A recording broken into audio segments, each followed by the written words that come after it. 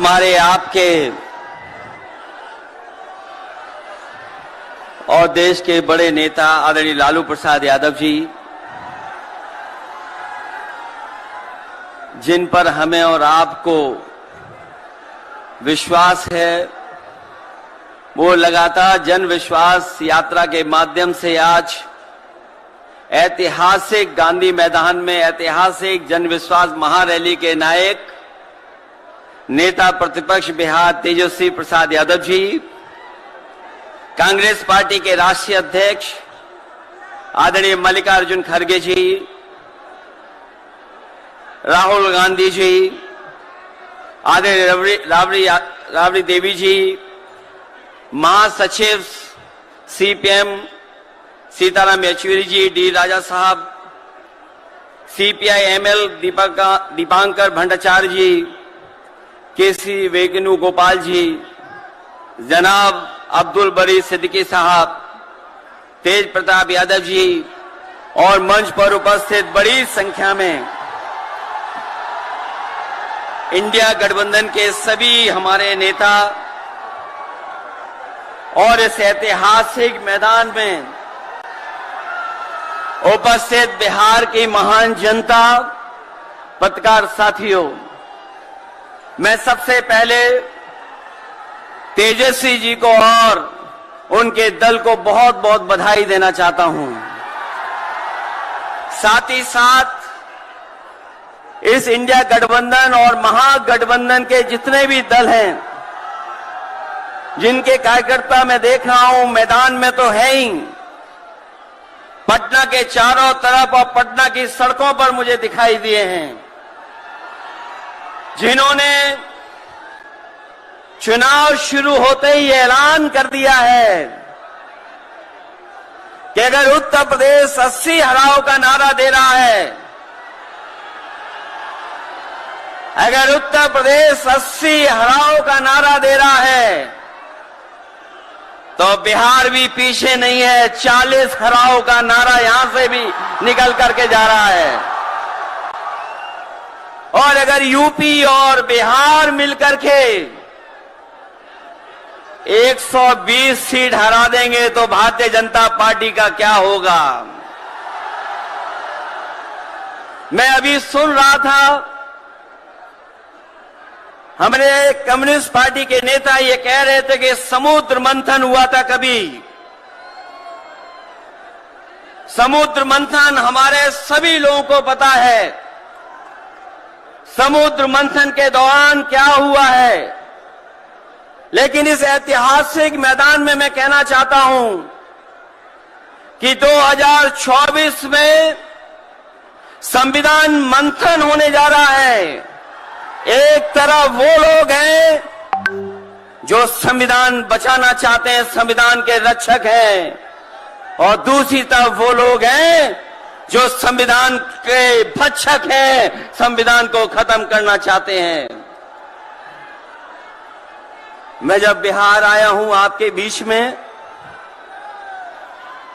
जब मैंने अखबार उठा करके देखा तो एक युवती ने जान दे दी। एक बेटी जो परीक्षा में दे करके आई थी, क्योंकि परीक्षा को रद्द कर दिया गया, पेपर लीक हो गया, जिसके कारण उसने आत्महत्या कर ली और कहा कि मां बाप से मैं माफी मांगती हूं। ये उत्तर प्रदेश में एक घटना नहीं हुई है, उससे पहले भी कई नौजवानों ने, जिनको नौकरी नहीं मिली, उन्होंने अपनी जान दे दी। जिस शेर से मैं चुन करके आता था, वहां भी एक ब्रजेश पाल बेटे ने, हमारी आपकी उम्र से कम उम्र, उस नौजवान ने पढ़ी लिख ली डिग्री जो थी, उन डिग्रियों को जला करके और आत्महत्या कर ली। ये हालत है देश की। और वहां पर उत्तर प्रदेश में जहां पर से प्रधानमंत्री चुन करके जाते हैं, जनता ने भरोसा किया उन पर, उनको बहुमत दे दिया, लेकिन डबल इंजन की सरकार ने बेरोजगारी दी है। मुझे खुशी है कि तेजस्वी ने यहां पर नौकरियां दे दी, रोजगार दे दिए। और हम तो वहां 60 लाख बच्चे जिनको पेपर नहीं लिख पाए उनका हिसाब किताब लगाते हैं। उनका अगर हम बड़ा परिवार न माने, केवल 3 सदस्य परिवार के माने, बेटा और मां बाप, तो 60 का गुणा 3, 1,80,00,000 वोट और 1,80,00,000 लोगों को अगर हमने भाग दे दिया 80 लोकसभा से, तो केवल उत्तर प्रदेश में 2,25,000 हर लोकसभा में वोट कम हो गया है। लेकिन तेजस्वी ने बिहार में पलट करके दूसरा काम किया। अभी 3 लाख नौकरी दी, हिसाब लगा लो कितने परिवारों का जीवन बदला। और सोचो 10 लाख नौकरी मिल जाती तो कितना परिवारों का भविष्य बदल जाता। इसलिए जो लोग कहते हैं कि परिवार वाले हम लोग हैं, ये जो आरोप लगाते हैं परिवार वाला आरोप हम लोगों पर, मैं उन भारतीय जनता पार्टी के लोगों से कहना चाहता हूं कि भारतीय जनता पार्टी इस बात संकल्प ले कि किसी परिवार वाले को टिकट नहीं देंगे, और संकल्प ये भी ले कि किसी परिवार वाले से वोट मांगने भारतीय जनता पार्टी के लोग नहीं जाएंगे। मैं तो ये जोश देख रहा हूं यहां मैदान में, ये जो जोश दिखाई दे रहा है यही बदलाव लाएगा, यही भाजपा को हटाएगा।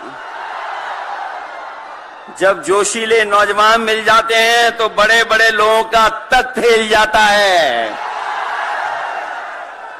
तो इस बार उन्हें आप बाहर करोगे कि नहीं करोगे? पहली सूची बीजेपी की आ गई, उस सूची में बिहार बाहर है, बिहार नहीं है उसमें। इसलिए बिहार से वो बाहर जाने वाले हैं, यूपी वाले भी बाहर कर रहे हैं उन्हें। इसलिए मैं आप सबका धन्यवाद देता हुआ और आदरणीय लालू प्रसाद यादव जी का मैं विशेष धन्यवाद दूंगा कि जो इस रैली में पधार करके न जाने कितने लोगों का मनोबल बढ़ाने का काम कर रहे हैं। न केवल यूपी के लोगों का, बिहार और देश के लोगों का मनोबल बढ़ा रहे हैं। और जो तकलीफ और परेशानी उन्होंने जीवन में देखी है वो राजनीतिक देखी है। ये राजनीति की वजह से तकलीफ और परेशानी है। मैं अभी तेजस्वी जी को सुन रहा था, उन्होंने कहा कि एक एजेंसी आ गई। ये एजेंसी इसलिए आई है कि राजनीति में हम लोग हैं और हम लोग अगर इनका मुकाबला न कर रहे होते तो कोई एजेंसी नहीं आती।